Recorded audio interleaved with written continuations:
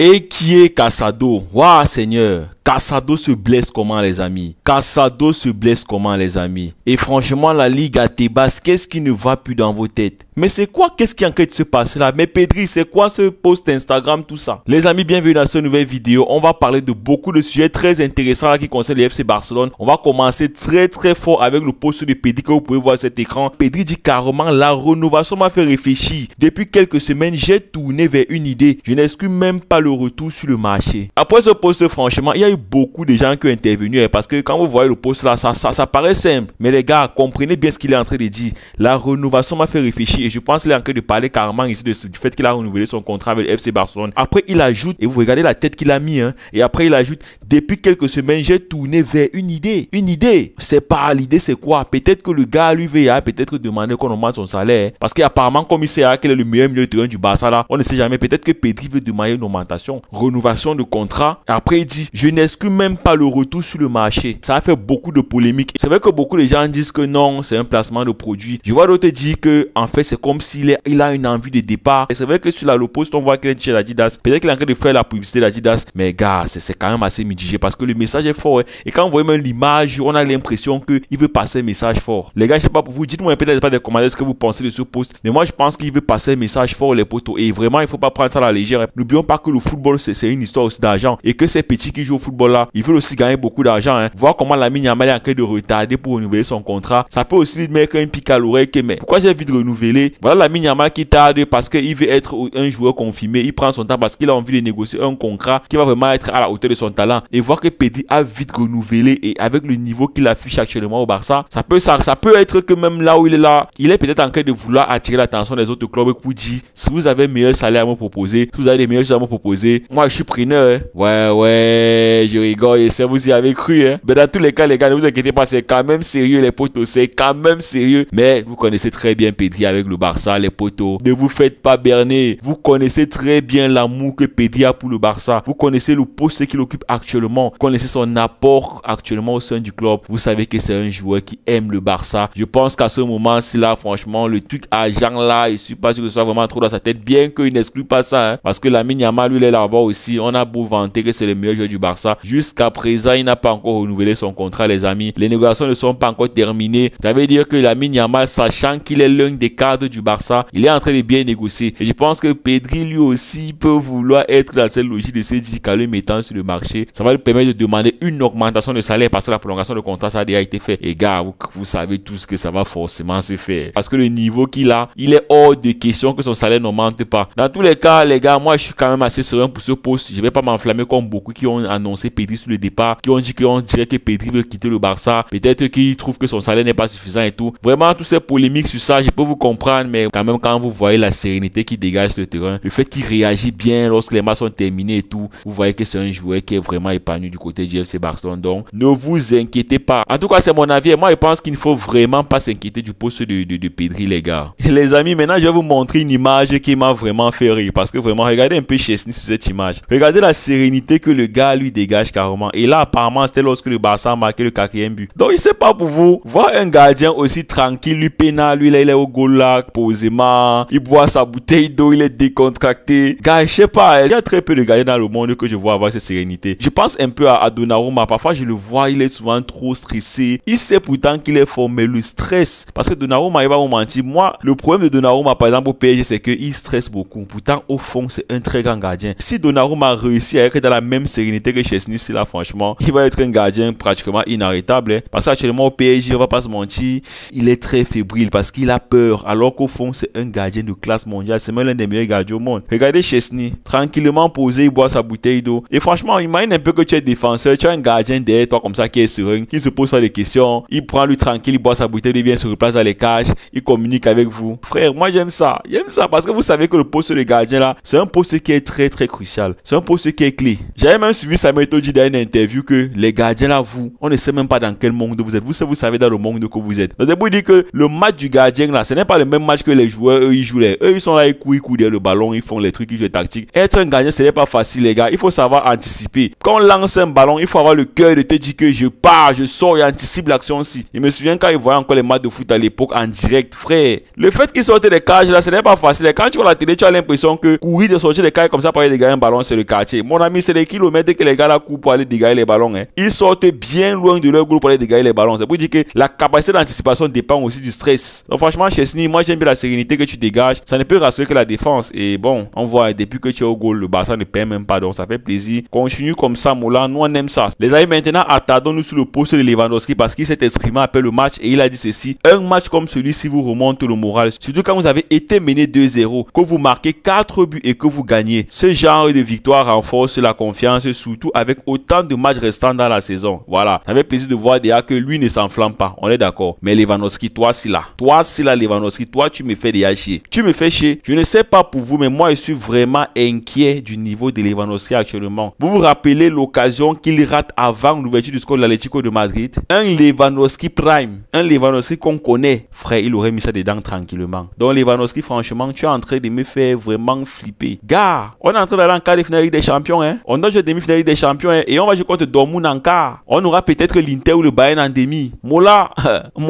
recommence à marquer les buts. Parce que si tu continues comme ça, là, moi, je vais taper sur toi. Là, actuellement, là, il ne veut pas moi les conneries, Lewandowski. Donc, c'est bien beau de faire ces genres de sorties, remonter 4 buts et tout. Oui, ton but a été important. Mais avant ça, gars, je rappelle même que ton but n'a que sauvé que ton match. Parce qu'avant ça, franchement, le raté que tu nous fais avant ça, gars, ce n'est pas normal, Lewandowski. Ce n'est pas du tout normal. Donc, mon poteau, ressaisis-toi un peu, relève-toi, joue au ballon. On a besoin d'un grand Lewandowski. Bon, les matchs sont encore loin. Hein. C'est quand même vrai que quand on voit ta réaction, on comprend que le Barça a encore beaucoup de matchs à jouer. Donc, ça va encore être long. C'est une bonne déclaration de ta part. Mais moi aussi, j'attends qu'en termes de tu produis, hein, parce que tu as dit que ça motive. Donc, espérons que ça va aussi te motiver à redevenir efficace. C'est bien bon de que tu es les petits mais on ne se rend pas compte que tu avais un écart considérable sur Mbappé qui est actuellement à 2 buts seulement derrière toi. Et à la lutte, là, moi, je suis même presque ce qui va te rattraper et dépasser. Donc, si tu ne te ressaisis pas rapidement, ne sois pas surpris de voir Kylian Mbappé te passer devant en termes de Pichichi. Franchement, Lewandowski, ressaisis-toi. Hein. Moi, vraiment, je peux pas supporter Lewandowski que je suis en train de voir là maintenant. Là. Je sais pas pour vous, mais le Lewandowski, c'est là, moi, je suis pas trop d'accord. La Ligue a prévoit que le Barça dispute 3 matchs en 6 jours. Merde,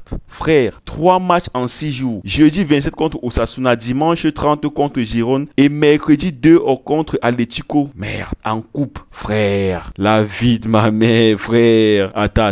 Tebas, président de la Liga, Tebas. Quand le Barça et Osasuna t'ont demandé de repousser le match parce qu'ils ont perdu leur docteur et tout là, tu as accepté, on a dit ouais, enfin Tebas prend les bonnes décisions, enfin Tebas fait ce qu'il faut. Mais c'était pour venir mettre ça un 27 jeudi, un 27 mars, jeudi 27 mars. Pour après, 2 jours après, 27, 29, 30, jouer contre Girona. Et avant même ça, n'oublie pas qu'il y a les gars qui sont en trêve internationale. Il y a les Sud-Américains qui sont en train de jouer là-bas en haute altitude, là-bas en Amérique du Sud. Et qui doivent faire les longs voyages de 8 à 9 heures de temps. Tu as pensé à ça? Donc il y a même beaucoup de joueurs qui ne seront même pas de retour pour jouer la rencontre. Gars, mais franchement, j'espère qu'ils vont repousser ce programme parce que d'après ce que j'ai compris, même Osasuna n'est pas d'accord pour que le match se joue le 27. Et moi-même, je suis vraiment pas d'accord. Actuellement, on a d'abord trop de problèmes à gérer. Il y a des joueurs qui sont allés en équipe nationale, qui doivent revenir et qui ne seront même pas encore arrivés le 27 là.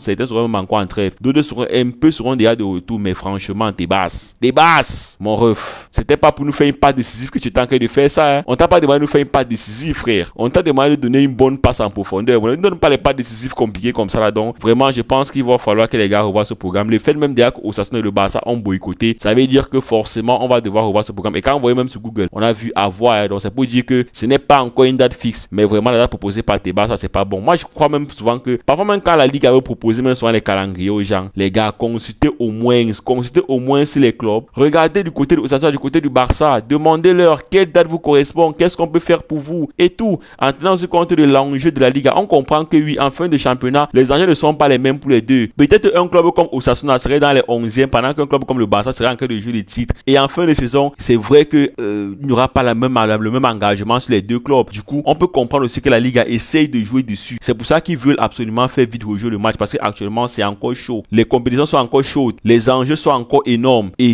il faudrait que le Barça joue rapidement ce match. C'est normal. Mais gars, quand même, essayez de trouver une date qui va vraiment coïncider. N'oubliez pas qu'en plus, la Ligue des Champions qui arrive bientôt. Moi, je crois que normalement, ce calendrier-là, ils doivent encore repousser ça même de 2 semaines, les amis. Dans tous les cas, on va voir ce que ça va donner. C'est vraiment pas une bonne passe qu'on est en train de faire aux deux clubs. Pas seulement au Barça, mais aussi à Osasuna. Déjà, le fait même que les deux ne sont pas d'accord, moi, ça me va. Je suis sûr qu'on va me repousser le match. Enfin, j'espère, hein, parce qu'avec Tebas, on n'est jamais sûr du tout. Les amis, vous voyez même que Hans Hansi Flick était furieux lorsqu'il a appris la date du match reporté du Barça contre Osasuna. Il ne comprend pas comment la fédération peut programmer un match, sachant que Barça ne comptera pas sur plusieurs joueurs. Comme je l'ai dit, les joueurs seront en trêve internationale. Beaucoup vont voyager, vont faire les 8-9 heures de temps de voir les Arroyo qui sont là-bas en Amérique du Sud pour enquêter le jeu. Donc je comprends un peu la frustration de Hansi Flick. Lui, là, il a l'habitude de jouer en Allemagne. Et vous savez, la Bundesliga, c'est très bien organisé. Là-bas, il y a quand même 18 clubs et ils ont très bien structuré les choses de sorte qu'il n'y ait pas trop de tapage comme ça et tout. C'est vrai, le Bayern domine largement. Là-bas, il n'y a pas de problème. Mais quand même, en termes d'organisation, en termes de technologie, même au niveau des goals, en termes d'arbitrage, je trouve que la Bundesliga, c'est l'un des championnats les plus organisés. Et voir qu'un coach comme Hansi Flick, c'est la seule destination qu'il a coaché jusqu'à aujourd'hui, on peut le comprendre et on peut comprendre sa frustration. Mais ça, c'est quoi ça? Tu arrives dans un championnat en Liga, on te met seulement les calanguiers que toi-même tu es seulement surpris. Donc, franchement, je comprends un peu la réaction de Hansi Flick. Ah, les amis, terminons maintenant la vidéo avec Casado, frère. Casado, les potos, il va louper